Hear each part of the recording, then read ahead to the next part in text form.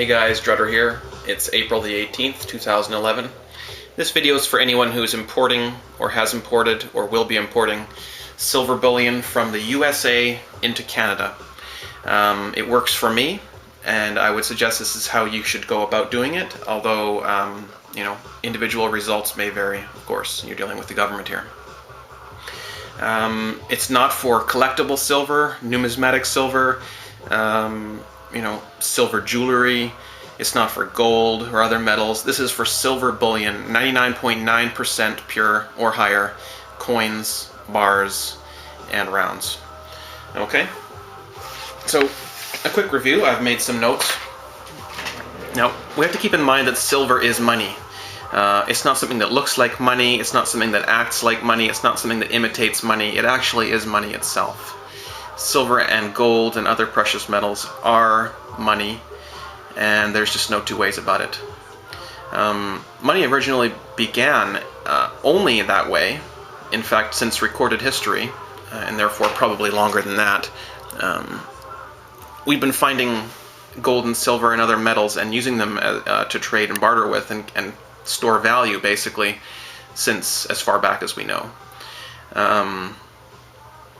Now, about maybe 100 years ago or so, representative money came about, and that is money that represents commodities. It represents things that have value, but does not have any value in itself. Although it can be traded in for those things, so it can be smaller, lighter, pieces of paper, for example.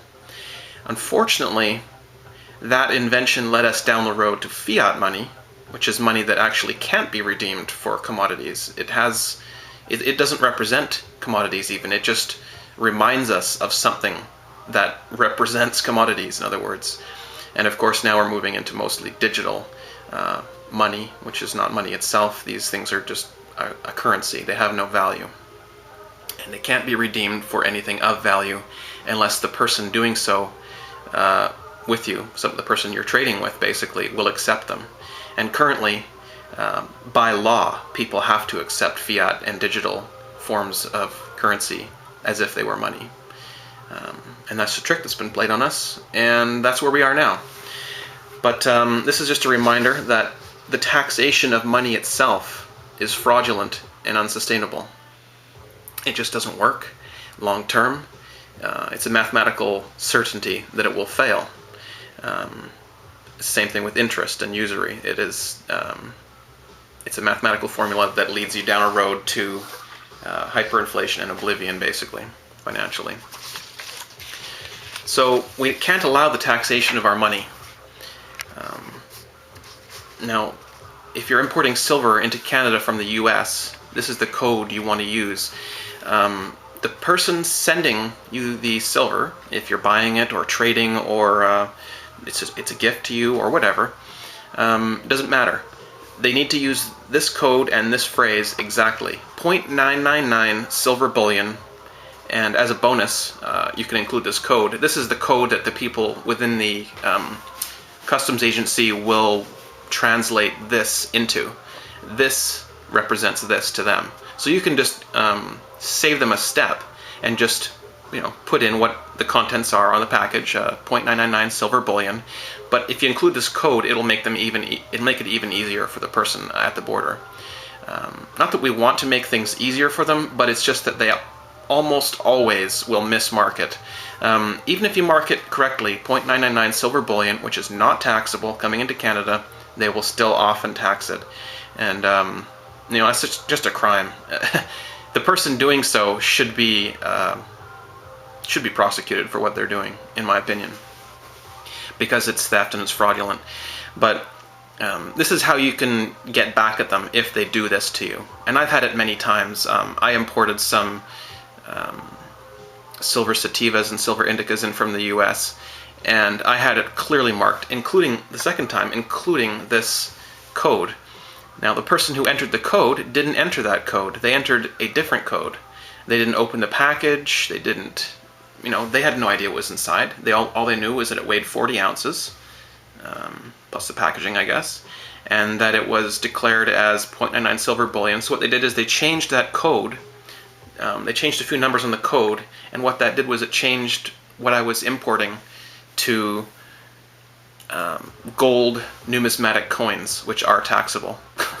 So I was charged again. So you will get charged. You will get charged tax and fees when you're bringing silver into Canada, even though it is money and it can't be taxed. So that's the first step. You can try and prevent it from happening by get your seller or your shipper to use that code and that phrase exactly. If that doesn't work, you will get a little card in the mail in your mailbox or in your on your doorknob or whatever, and it'll say, "Come down to your local post office. You need to pay the tax and pay the fees, or you don't get your silver." So you go down, you pay those taxes, and you pay those fees, and it can be several $100s. They'll charge you as much as they possibly can, and more. It's 12% HST. They'll throw out a few $5 charges for handling. They don't do this for free. They need to be paid to take these taxes.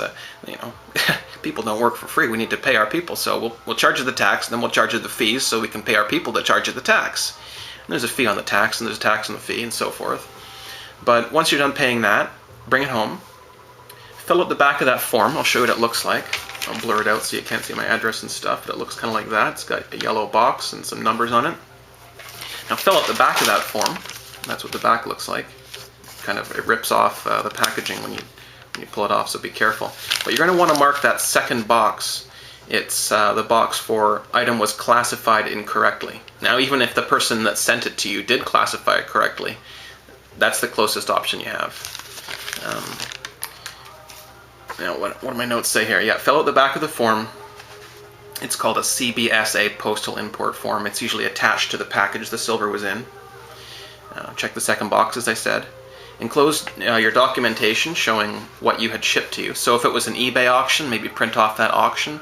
If it was something you bought off of a silver bullion website, like AppMex or whatever, just ship the receipt, maybe the PayPal receipt, whatever. Put it in an envelope and mail it to the address listed in this video's description box. You can find the closest office to you. There are 5 in Canada, based on your postal code. A through E, G through K, L through N, P through X, and anything after that. Those are the 5 offices that you can deal with within Canada. And that's it. And then you wait.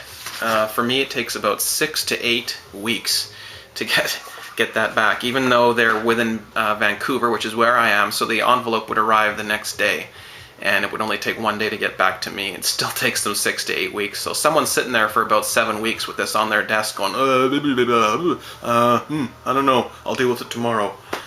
Yeah, anyways, so after you get your money back, it'll come in the form of a check, and you take that to your bank and cash it and immediately take that money out and put it into physical silver bullion, of course. Now, you've only lost an envelope, a 59-cent stamp, the 7 cents of HST on that stamp that you paid, about an hour of your time to go down to that post office and sign for the package and pay your tax and bring it back and fill out all the forms and put the envelope back into the mail.